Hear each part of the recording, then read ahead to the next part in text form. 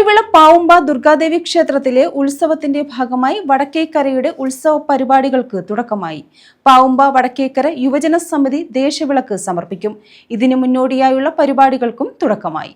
ദേശവിളക്കിന്റെ ഭാഗമായി വ്യാഴാഴ്ച രാത്രി ഗാനമേളയോടെയാണ് പരിപാടികൾക്ക് തുടക്കമായത്. മാർച്ച് 2-ന് ഭാഗവത പാരായണം, അന്നദാനം, താലപ്പൊലി, ഘോഷയാത്ര, ചെണ്ടമേളം, വിവിധ കലാരൂപങ്ങൾ, ഫ്ലോട്ടുകൾ, വൈദ്യുത ദീപാലങ്കാരങ്ങൾ തുടങ്ങിയവയും രാത്രി 8-ന് വയലിൻ ഫ്യൂഷനും നടക്കും. വിവിധ മേഖലകളിൽ കഴിവ് തെളിയിച്ച പ്രതിഭകളെ സമിതി ആദരിക്കും.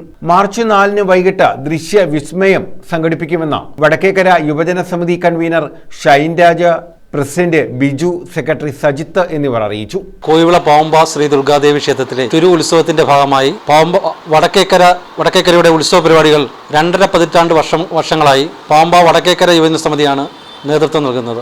ഇത്തവണയും വളരെ ഭംഗിയായി തന്നെ ഉത്സവ പരിപാടികൾ നടത്തുവാൻ വടക്കേക്കര യുവജന സമിതി തീരുമാനിച്ചിട്ടുണ്ട്.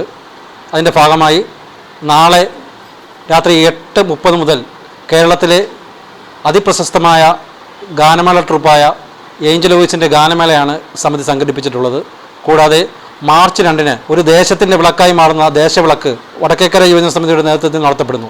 ദേശവിളക്കിനോടൊപ്പം താലപ്പൊലി, കാട്ടാക്കട സമിതി നയിക്കുന്ന കലാരൂപങ്ങൾ, തൃശ്ശൂർ ചിറാനല്ലൂർ നയിക്കുന്ന കലാരൂപങ്ങൾ, ഫ്ലോട്ടുകൾ, അലങ്കരിച്ച വാഹനങ്ങൾ, വൈദ്യുത ദീപാലങ്കാരം തുടങ്ങിയവ സംഘടിപ്പിച്ചു. News bureau, Chavara.